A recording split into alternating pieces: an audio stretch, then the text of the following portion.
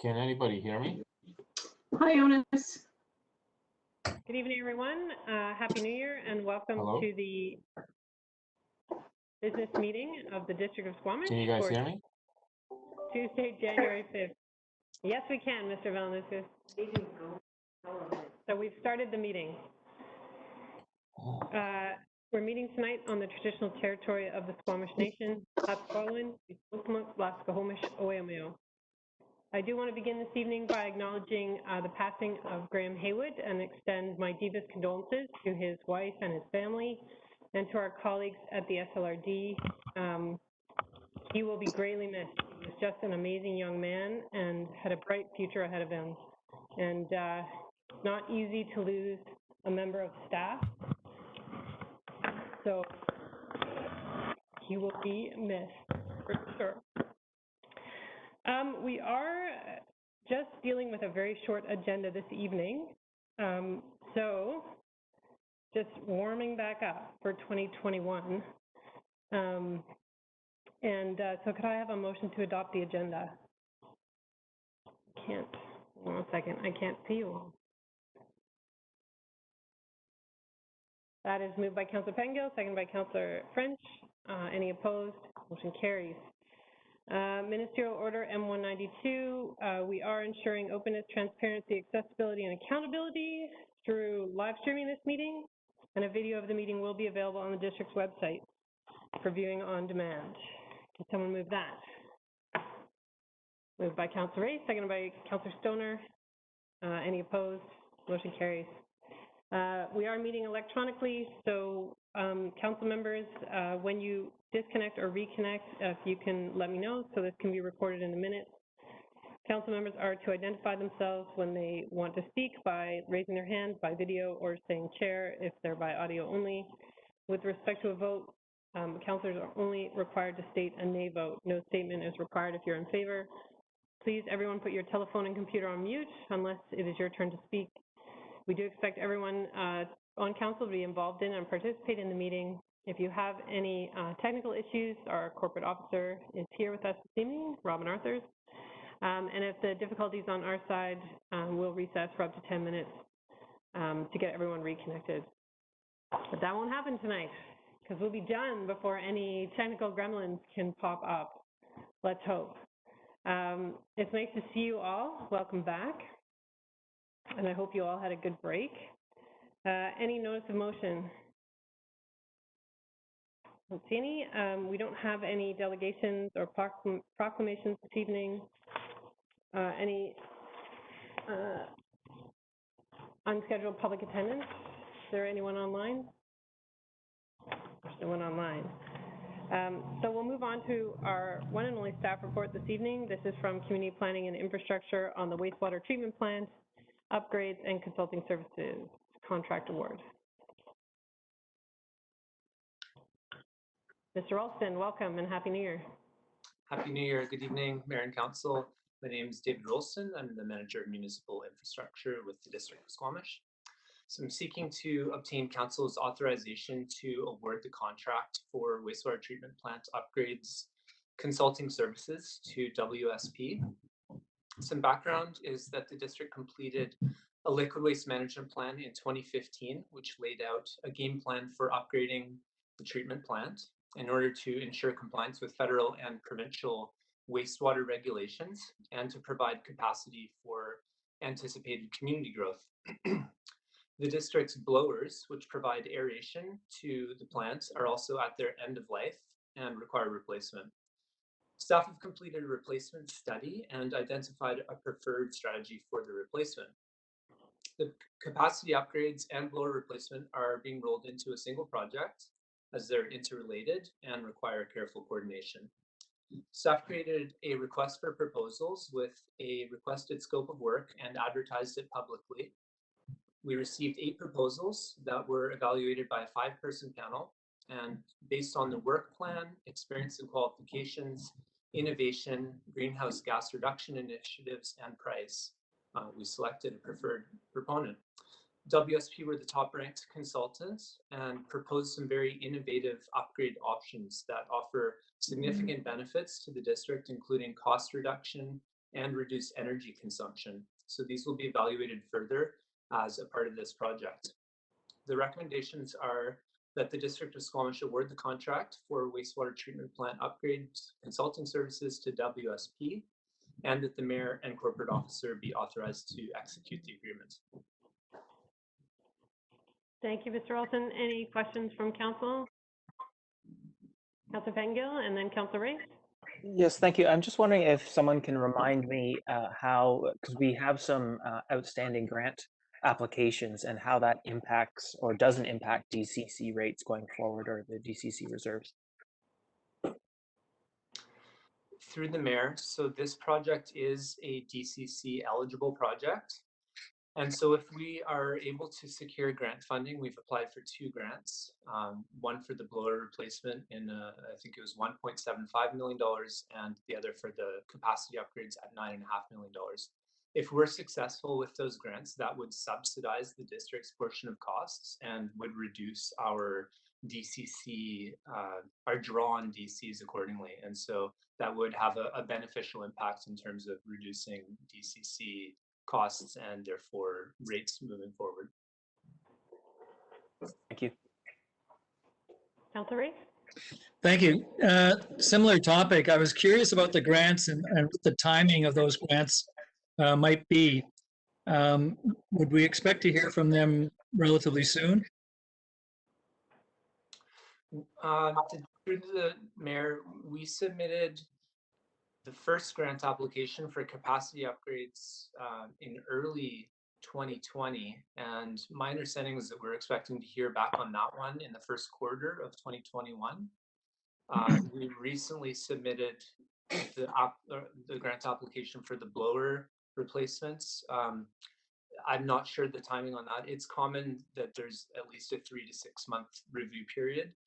But it does vary by grant, so I don't have any certainty on that. I'm hopeful that we will receive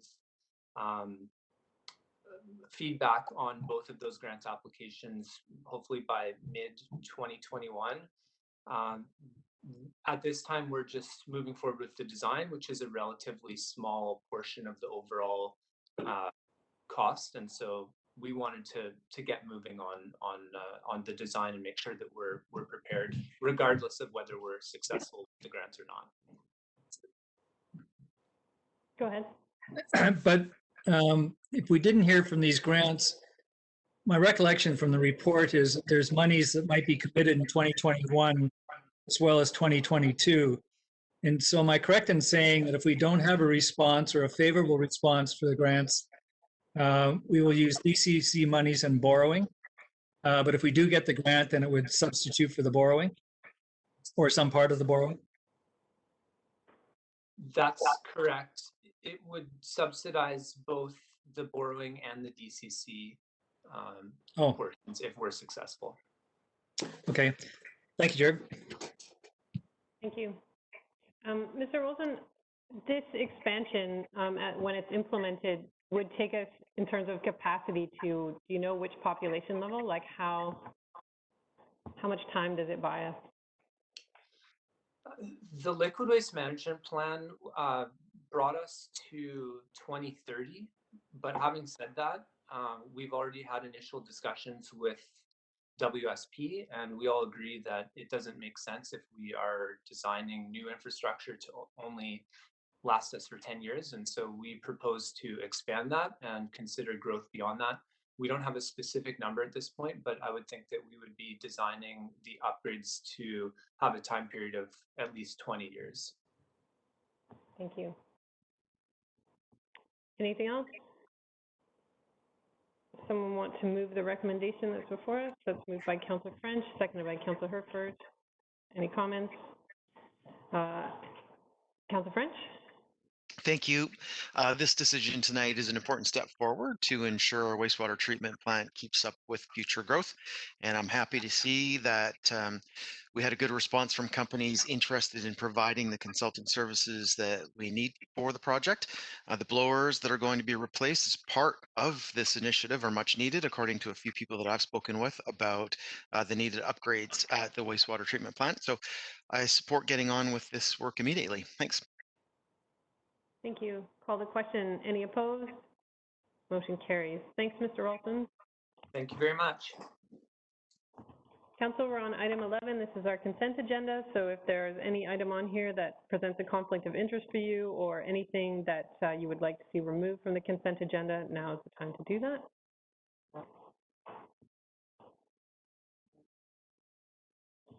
Okay. Motion to move the consent agenda. Moved by Councillor Race, seconded by Councillor Stoner. Any opposed? Motion carries. That's an interesting way to start the new year. Well done. Okay, we are on to our correspondence, item 13, action requested. The first one is from the Smiths regarding implementation of the Marine Action Strategy, and that's be referred to the Director of Community Planning for follow-up and response. Moved by Councillor Stoner, seconded by Councillor Anderson. Any opposed? Motion carries. The next letter is from S. Watson about off-leash dogs on the Squamish Dike in Valleycliff. That this be referred to the GM of Community Services for follow-up and response. Moved by Councillor Pengill, seconded by Councillor French. Any opposed? Motion carries. Next letter from G. Gillies from Target Homes about their proposed project at 40480 Tantalus Road, that this be referred to the Director of Community Planning for follow-up and response. Councillor Race, did you have a question? No, I'll move it, but I'd like to speak to it. If Yep, it's seconded. okay. Is there a seconder? Seconded by Councillor Stoner. Go ahead, Councillor Race. Thank you. It was an interesting letter, and this is a letter, I'm sure we all read it, that states that there's a maximum area that might be devoted to commercial in this potential development. Otherwise, the project might not qualify for federal funding. Personally, I didn't know that. I didn't know the details of that funding. And so it struck me when I was reading that it might be something that we can ask planning staff to do, not just this project, but projects generally that are looking for funding from some of these opportunities that do have specific criteria around them that might affect how we view the project. I can remember when I was in practice that hardly anybody built rental housing, for example, because it was just not economical to do that. And now we are seeing rental projects as a result of some of these federal grants. They're federal funding opportunities, but they come with restrictions. And if they don't qualify, if a developer doesn't qualify for this, it becomes uneconomic to do the project. And so I know there's proprietary information that we're not going to get, but I think if staff could flesh out some of the funding mechanisms that might be used and any particular restrictions attached to that funding, I think of this particular discussion and my recollection of it, and had we known of that at the time of the discussion, it might have shortened the discussion on this particular point and made it clear how this project will go ahead or not. So it's just a thought going forward to deal with these types of applications. Thank you. Thank you. Any other comments? I'll call the question. Any opposed? Motion carries. The last letter to be referred to staff is from A. Adams about the Boulevard School Zone, and that this be referred to the GM of Community Services regarding RCMP enforcement, and to the Director of Engineering regarding the request for speed bumps. Moved by Councillor French, seconded by Councillor Herford. Any comments? I'll call the question. Any opposed? Motion carries. Any council or staff in-camera announcements this evening?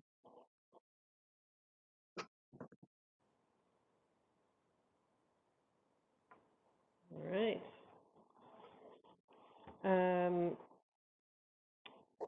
And there's no open question period. I don't think there's anyone online for that. Council or staff announcements? Councillor Anderson?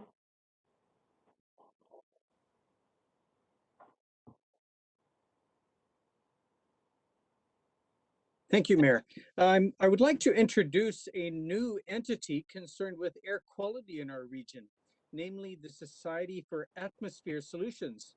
Now, this society is not entirely new. It goes back about 15 years when the District of Squamish and Resort Municipality of Whistler and other local governments created a Sea to Sky Air Quality Coordinating Committee. And this produced the first air quality management plan for our region. Later, our district was also involved in a successor organization, which was under the Societies Act, the Clean Air Society. Their fate, however, has been tied to changing local government support and just a different environment and different environment of issues around the group, including funding. Now, the future of a regional entity to manage an air quality management plan was a topic on the agenda of the House Sound Community Forum meeting last year, as council members may recall. The outcome is a new society name, membership, and geographic scope. The Society for Atmosphere Solutions is a merger between the Sunshine Coast and the Sea to Sky Clean Air Societies. And the background of the merger concept was already a long-standing collaboration between the two regions, Sunshine Coast and ourselves in Howe Sound up to Lillooet. So the mandate will encompass the jurisdictions of both regional districts, Sunshine Coast and Squamish-Lillooet, and will also oversee both existing air quality management plans. In our air quality management plan for the Sea to Sky, the two key risks to air quality are identified as highway traffic and old wood stoves. We have a very energetic and talented new board. I will no longer be a part of that board, and I am a member of the group, and it would be desirable to have a Squamish-based director, somebody that might come forward from the community at large. But we wish them the best. The Society for Atmosphere Solutions, encompassing both Howe Sound and up to Lillooet and the Sunshine Coast. Thank you. Thank you, Councillor Anderson, for letting us know. Any other announcements this evening? I just wanted to thank the Squamish Environment Society for coordinating the eagle count this year under COVID restrictions, and the Brackendale Art Gallery for hosting a table outside that people could drop off their information at and meet up at. I was fortunate enough to join one couple to count eagles last Sunday, and there were 838 eagles in total spotted. But just really thankful to our community that keep finding ways to keep some of our traditions alive, even in these restricted times.